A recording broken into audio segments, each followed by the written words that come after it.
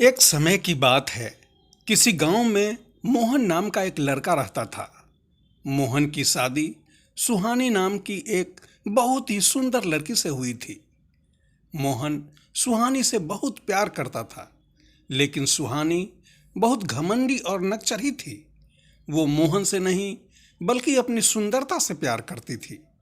एक दिन मोहन काम से थका हारा अपने घर आया तो उसने सुहानी से कहा, सुहानी, क्या खाना तैयार है? मुझे खाना दे दो सुहानी, बहुत भूख लगी है।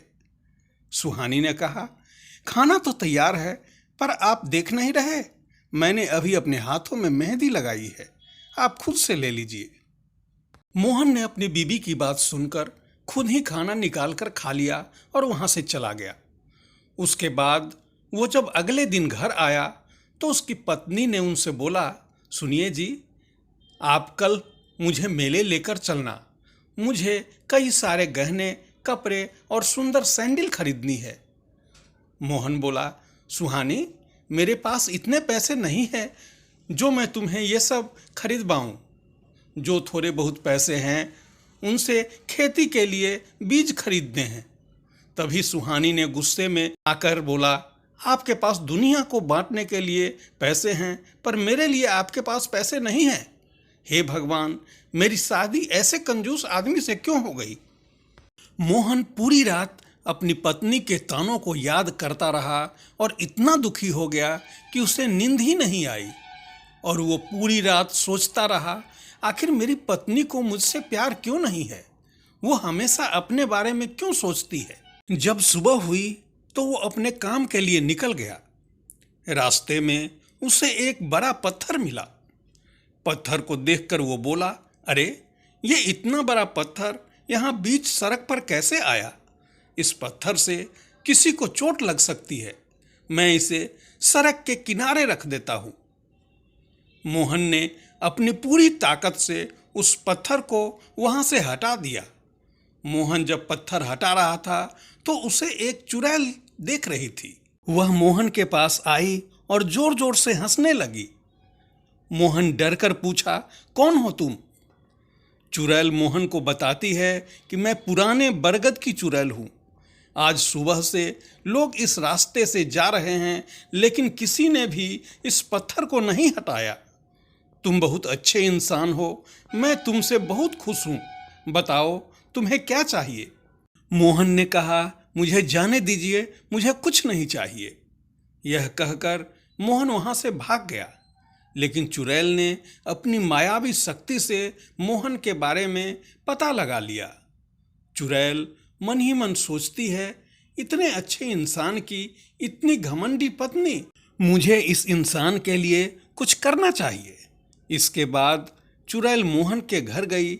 उसने मोहन की पत्नी सुहानी पर जादू किया। चुड़ैल तभी मंत्र पढ़ती है, चल जाए मेरी छड़ी का जादू, बन जाए सुहानी बिल्ली बेकाबू। चुड़ैल के ऐसा कहते ही सुहानी एक बिल्ली बन गई और उस चुड़ैल ने सुहानी का रूप धारण कर लिया।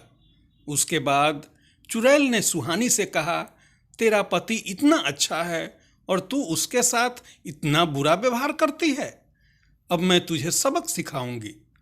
सुहानी ने पूछा, तुमने मुझे बिल्ली क्यों बनाया?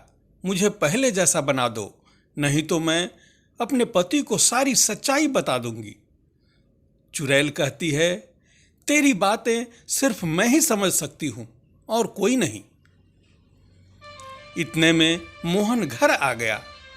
उसके घर में आते ही बिल्ली उसके पैरों से लिपट गई। बिल्ली को देखकर मोहन बोला, अरे सुहानी, ये बिल्ली हमारे घर में कहाँ से आई? सुहानी कहती है, कहीं बाहर से आ गई है, अब जा नहीं रही, रहने दो इसे। आप हाथ मुंह धो लीजिए, मैं आपके लिए खाना बना देती हूँ। वो पत्नी जो कभी पानी भी नहीं पूछती, वो आज खाना देने की बात कर रही थी, वो भी इतने प्यार से। मोहन आश्चर्य से पूछा, क्या कहा तुमने? तुम मुझे खाना दोगी? तुम्हारी तबीयत तो ठीक है? सुहानी बोली, मुझे पता है मैंने आपके साथ बहुत बुरा बर्ताव किया है, लेकिन वो मेरी नासमझी थी, मुझे माफ कर दीजिए। मोहन सुहानी की बातें सुनकर बहुत हैरान हो गया और उस दिन के बाद से सुहानी मोहन का बहुत ख्याल रखने लगी। मोहन भी अपनी पत्नी में ये बदलाव देखकर बहुत हैरान भी था और खुश भी।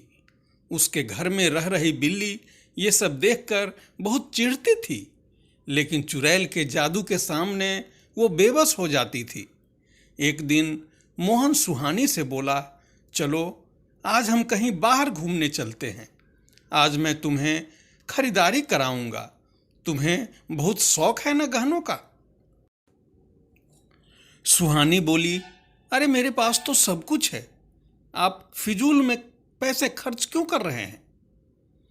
मोहन हैरानी से कहता है, तुम इतना कैसे बदल गई सुहानी। मुझे कभी विश्वास ही नहीं होता कि तुम वही सुहानी हो जिसे अपनी सुंदरता पर इतना घमंड था और जो बात बात पर मुझसे लड़ा करती थी। मोहन के बार बार कहने पर सुहानी बाजार जाने के लिए तैयार हो गई। लेकिन सुहानी जैसे ही तैयार होने के लिए अपने आप को शीशे में देख रही थी, उसी समय मोहन वहां आ गया और उसने अपने पत्नी को शीशे में चुड़ैल के रूप में देख लिया। ये देखकर वो दंग रह गया और डर कर बोला, तुम सुहानी नहीं हो, तुम तो वही चुड़ैल हो जो उस दिन मुझे रास्ते पर पत्थर हटाते हुए मिली थी। तुमने मेरी बीवी के साथ क्या किया, कहाँ है वो। मोहन की बात सुनकर चुड़ैल अपने असली रूप में आकर कहने लगी, मुझे माफ कर दो मोहन, मैं तुम्हें धोखा नहीं देना चाहती थी, लेकिन तुम बहुत अच्छे इंसान हो और तुम्हारी पत्नी तुम्हारे साथ बहुत बुरा बर्ताव करती थी, जो देखकर मुझे अच्छा नहीं लगा। इसी कारण मैंने ये कदम उठाया और तुम्हारी पत्नी के साथ मैंने कुछ नहीं किया। ये जो बिल्ली तुम्हारे घर में रह रही है, यही तुम्हारी पत्नी है। चुड़ैल ने मोहन को सारी सच्चाई बताने के बाद सुहानी को भी इंसान बना दिया। इसके बाद चुड़ैल बोली, मोहन, अगर मैं चाहती तो तुम्हारी पत्नी को मार भी सकती थी, लेकिन मैंने ऐसा नहीं किया, क्योंकि मैं तुम्हारी पत्नी को बस ये दिखाना चाहती थी कि अपने पति के साथ कैसे व्यवहार किया जाता है।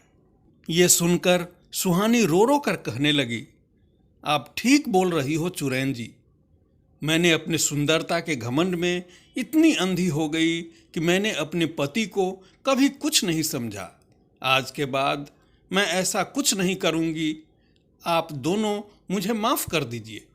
और चुड़ैल जी, मेरी आपसे एक विनती है कि अब आप हमारे साथ हमारे घर में रहिए। चुड़ैल ने कहा, नहीं, यह मेरी जगह नहीं है, मुझे अब अपने घर जंगल में जाना होगा और तुम दोनों को कभी भी मेरी ज़रूरत हो तो मुझे याद कर लेना, मैं आ जाऊंगी।